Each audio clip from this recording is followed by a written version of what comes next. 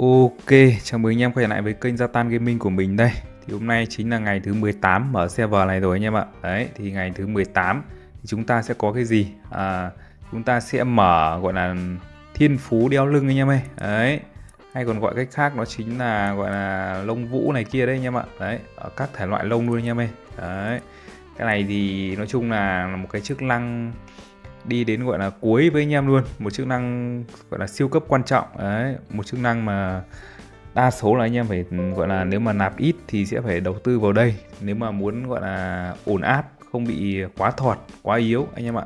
Đấy, khi ra cái map lông này thì nó sẽ mở thêm một cái phó bản nữa anh em ạ, đó chính là phó bản thí luyện hắc ám. Đấy, ok, phó bản này thì sẽ có 10 độ khó. Đấy, khi anh em lên đến độ khó 10 thì là tối đa rồi. Đấy, như mình đã nhắc nhở anh em là mua cái thẻ thí luyện ở bên trong cái shop đỗ xe này. Đấy, mua từ sớm để anh em tích thì anh em lên ải 10. Đấy, là phần thưởng cao nhất thì lúc đấy anh em quét nhá anh em nhé. Đấy, và ngày đầu mở này thì nó cũng mở luôn một cái gọi là thẻ ấy anh em ơi, thẻ thí luyện đây. Đấy, thì nó sẽ có boost cho anh em là phần thưởng khiêu chiến tăng cộng 50%. Đấy, và thêm một lần đi phó bản. Đấy, và cái thẻ này thì nói chung là giá khá là đắt, tầm 375.000 tính theo tiền Việt nhé anh em nhé. Đấy, thì anh em mới mua được một cái thẻ này trong vòng 1 tháng thôi anh em ơi. Đấy, nói chung là nó đắt thì nó vẫn gọi là chất lượng, nó là như thế.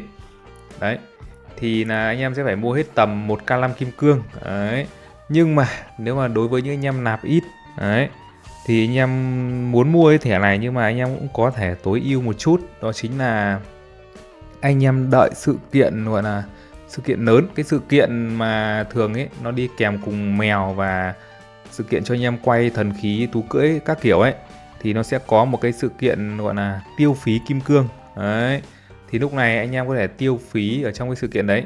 Ví dụ như mình đây, hôm nay là chủ nhật rồi thì nó sẽ gọi là mở cái sự kiện gọi là đấy, event đồ các kiểu ấy vào ngày mai, mèo các kiểu ấy vào ngày mai, thì nó sẽ có thêm một cái sự kiện nữa là sự kiện tiêu phí kim cương. Thì lúc đấy mình mới mua cái thẻ kia thì tốn 1k5 kim cương, thì lúc đấy thì mình sẽ gọi là có thể gọi là nhận được thêm một cái con pet ở trong cái mục gọi là tiêu phí kim cương đấy nhá anh em nhé. Đấy, đấy gọi là tối ưu cho những anh em mà nạp ít thì anh em có thể đợi ngày đấy, không nhất thiết phải mua luôn được ngày hôm nay. Đấy, ngày hôm nay mua, ngày mai tự nhiên lại có sự kiện nữa, lại lúc đấy lại không biết tiêu cái gì. Đấy, tự nhiên lại muốn có con pet, ví dụ ở trong đấy nó có con chuối chẳng hạn, đấy 10% liên kích, hoặc là con bồn cầu 10% phản kích cho anh em server mới thì sao. Đấy, nếu mà anh em không gọi là tối ưu sớm thì nói chung là sẽ tốn tiền thôi. Đấy, tốn tiền của anh em thêm thôi. Đấy, và anh em chậm một ngày cái thẻ lông đấy thì ngày 1 thì nó cũng chưa đáng là gì nhá anh em nhá. Đấy, ngày 1 thì đầu tiên là anh em quét thì nó cũng chỉ được có mỗi ải 1 này thôi, cũng không có gì phải vội cả anh em ơi. Vội một ngày để gọi là nỡ một con pet chẳng hạn thì nó cũng hơi bị ấy anh em ơi, hơi bị gọi là ngố ngố nhá anh em nhá. Đấy, nên là mình sẽ làm mẫu cho anh em, hôm nay mình sẽ không mua thẻ. Đấy, ngày mai ra tiêu phí kim cương mình mới mua cái thẻ đấy. Cái thẻ đấy là tận 1k5 kim cương trắng nhá anh em nhá. Đấy, ok, thì trong cái sự kiện này đấy, bây giờ sẽ vào mới, bất cứ một cái gì ra mắt là nó lại cho thêm một cái sự kiện để anh em có thể nạp tiền và gọi là tiêu phí này kia. Đấy, bên này thì nói chung là anh em xem vào cũ nhìn đây chắc là trông nó mấy con số này nó quá bé nhá bạn. Đấy, tiêu 300 cái xu lông vũ thần này mới nhận được 4 cái xu lông vũ thần. Đấy, sau này khi anh em lên ải 10 và anh em có thẻ lông vũ thì mỗi ngày anh em quét được tận 200 lông vũ rồi. Đấy, nên là cái số lông này nói chung là rất ít. Nói chung là sau này thì cái lông vũ này anh em lên được ải 10 rồi, anh em mua thẻ đều là ok nhá. Đấy, tầm từ ải 8 trở đi là cứ đều đều thẻ rồi là ok rồi, nói chung là như thế. Đấy, gói bên này thì nó bán siêu đắt nhá anh em nhá. Đấy, bao nhiêu đây, 500.000 cho 55 lông. Đấy, này về server cũ cho bán ngược lại nhỉ. Ok chưa anh em, nói chung là bán gọi là quá đắt luôn, chả có ấy gì cả anh em ạ. Server mới thì dành cho các top đốt tiền vào đây. Đấy, đốt tiền vào đây thì coi như là sau này nói chung là nó chỉ bằng gọi là một ngày anh em càn quét cái map lông thôi. Đấy, so với sau này nhá anh em nhá. Đấy, cho nên là sự kiện này thì anh em cứ mua mấy cái cơ bản như là thẻ lông các kiểu là được rồi. Đấy, thì đây bắt đầu mình sẽ gọi đi nhá. Cái này thì nó có tận 4 con boss cơ anh em ơi, 4 con boss đại diện cho 4 hệ. Đấy, mỗi con boss thì nó sẽ có cái độ gọi là khó chịu riêng của nó sau. Nhưng mà ải 1 thì thường thì nó là mấy cái con yếu yếu rồi, nó chưa, anh em chưa bị kẹt đâu. Đấy, anh em mua thẻ lông vũ thì khi anh em gọi là đánh ấy, thì đây nó thưởng thêm 50%. Đấy, ok chưa anh em? Ok, đấy, đánh xong ải 1 rồi, anh em sẽ không được đánh ải 2 đâu. Đấy, ngày mai anh em sẽ đánh, ví dụ nhá, đây là con kiếm đúng không?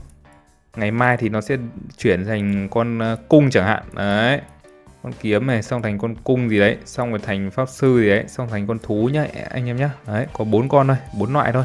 Đấy, thì có 4 loại thì đồng nghĩa với việc là anh em phải đánh 4 lần ải thứ nhất này. Đấy, ngày mai nó vẫn là độ khó 1, ngày kia vẫn là độ khó 1. Đấy, đi hết một vòng rồi bắt đầu nó mới lên độ khó 2 thì anh em lại được đánh tiếp đến gọi là 5 ải nữa.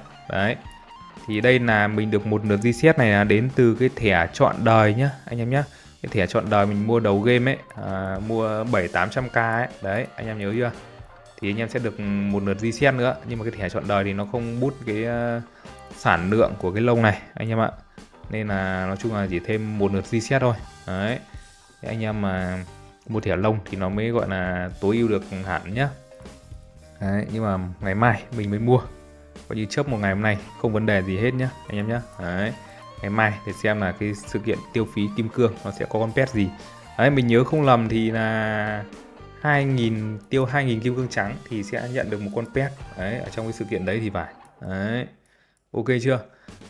Còn ở đây đấy, nó vẫn hiện reset xanh xanh này thì nó sẽ hỏi anh em có muốn dùng thẻ thí luyện không, thì anh em không nên dùng nhá. Đấy, bây giờ mà dùng thì coi như là phí cái thẻ này. Đấy, dụ sau này anh em tích có thể đến mấy chục cái luôn, anh em quét một lần lên 2k nông luôn. Đấy, nói chung là phải tích nhá anh em nhá. Đấy, nếu mà muốn chơi lâu dài, còn anh em vội vàng để làm cái gì đấy thì chịu thôi, anh em lại xả thì nói chung là mình cũng chịu nhá.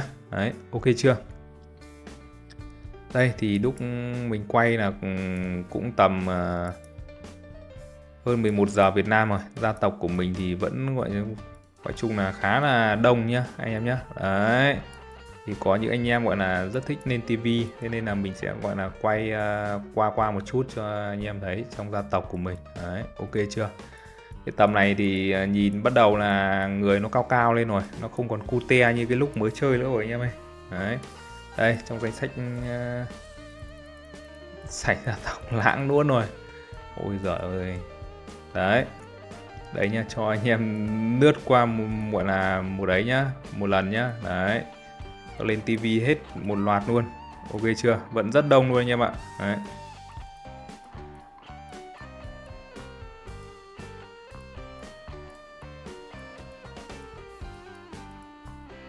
ok chưa? Đấy, xong còn trong gia tộc này còn có mấy anh em này cứ đòi đấm Satan để lên tivi thì đây nhá, cho lên tivi, ok chưa?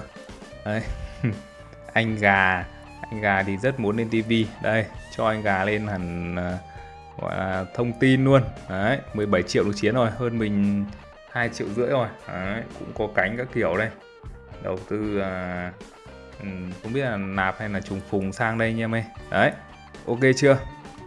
Ok, đấy, và trong này nó sẽ bán thêm một cái ấy nữa cho ngày 18 này, coi như là hết rồi này anh em này. Đấy, thì anh em nhận ở đây này, và ở đây thì 10 đô cho 30 xu thì nó gọi là siêu đắt nhá anh em nhá. Đấy, nên là cũng không nên mua đâu.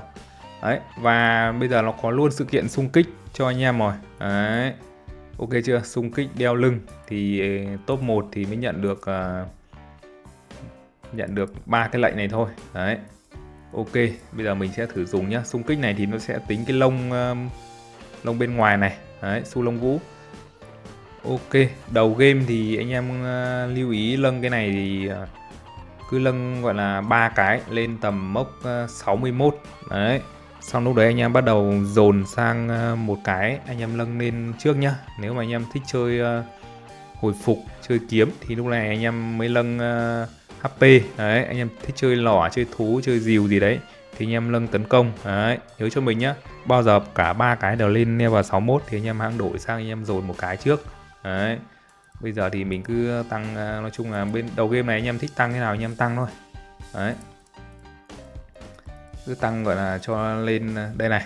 Thường thì mỗi khi nó nhảy từ cấp 10 lên cấp từ 10 lên 11 đấy, hoặc là từ 20 lên 21 đấy, 30 lên 31 đấy, những cái số đấy thì nó sẽ tăng một cái lượng lớn bay cho anh em nhé đấy. Từ 65 lên 109 này đấy, ví dụ lên 21 nhá, này 260 lên 518 luôn đấy, chỉ nhảy một level đấy anh em ạ. Anh em để ý cả cái đấy nữa, ok chưa đấy, mình cộng cả HP cả dép luôn.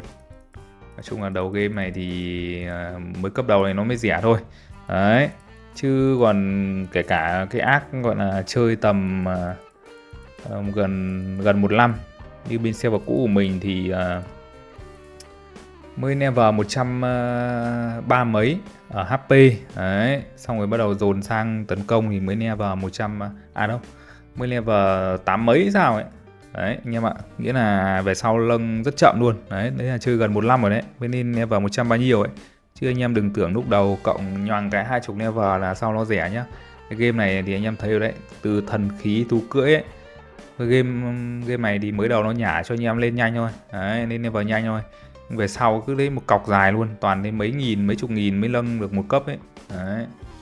Thế nên là cái game này nói chung là không cần vội anh em nhé, cứ từ từ mà chơi thôi.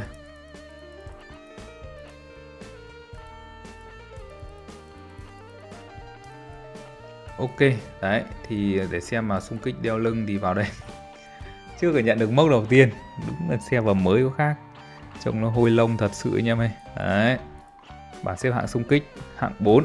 Ok, đây thưởng xếp hạng thì nói chung là cũng cùi cùi bắp bắp thôi, cũng không có gì gọi là nhiều lắm anh em ạ đấy. Sau này thì cái thưởng này nó sẽ tăng lên nếu mà anh em được gộp server đấy, cứ gộp một lần thì nó tăng thêm một chút, gộp 2 lần thì tăng thêm 2 chút đấy, 3 lần thì 3 chút nhá anh em nhé. Ok anh em ơi đấy, và sau khi anh em gọi là lâng bên ngoài xong thì bên trong nó còn một cái gọi là xu lông vũ thần để anh em gọi là lâng thiên phú đấy, thiên phú đeo lưng. Thì lúc đầu này thì anh em nói chung là với một cái lượng gọi là lông quá ngắn thế này, chả lâng được cái gì thì anh em cứ lâng chỉ số thôi nhá đấy. Anh em gọi là thích nâng hướng nào thì anh em lâng ở đây thì hai bên ô này nó sẽ tắt đi đấy anh em ạ. Đấy nhá, ví dụ này đấy, hai ô này nó không sáng lên nữa anh em ạ. Nếu anh em muốn hai ô này sáng lên thì anh em phải lâng đến tận ô cuối này đấy, nâng xong một nhánh này thì nó sẽ sáng thêm bên này để anh em lâng tiếp, nên là cần rất nhiều lông anh em ạ đấy. Ok chưa đấy, mỗi bảng thì đều có thể ấy, lúc này thì anh em có thể chọn nhá, ví dụ anh em lâng hai cái ở đây này đấy, xong lại sang bảng này thì lại lâng hai cái ở đây tiếp đấy, ok chưa, sang đây lại lâng một tấn công tiếp đấy, như thế chẳng hạn. Anh em thiếu tấn công đi ải chẳng hạn, hoặc là thiếu HP gì đấy, cứ lâng mấy level đầu chia đều đều ra được nhá. Đầu game này thì cứ chia đều gọi là ra như thế này đấy. Ở đây có cài lại thiên phú thì anh em thích thì anh em cài lại, không mất gì cả, ok chưa, không mất kim cương như reset bỏ hồn đâu. Anh em thích reset kiểu gì anh em reset thoải mái luôn đấy, tăng lượng tấn công của anh em lên cũng khá nhiều đấy. Ok chưa anh em đấy, thì lúc này lực chiến của mình đã lên 16 triệu 4 rồi. Nói chung là ngày thứ 18 nhá anh em nhé đấy, nói chung là cũng tầm chục ngày rồi, mình chưa động gì vào kim cương trắng hay cái gì cả anh em ơi, cứ gọi là chơi gọi là cày qua ngày thôi, cũng chưa có gì đặc biệt lắm nhá anh em nhé. Ok anh em ơi, video của mình đến đây là kết thúc nhá. Anh em thấy hay nhớ để lại cho mình một like, một subscribe nhá. Cảm ơn anh em đã xem.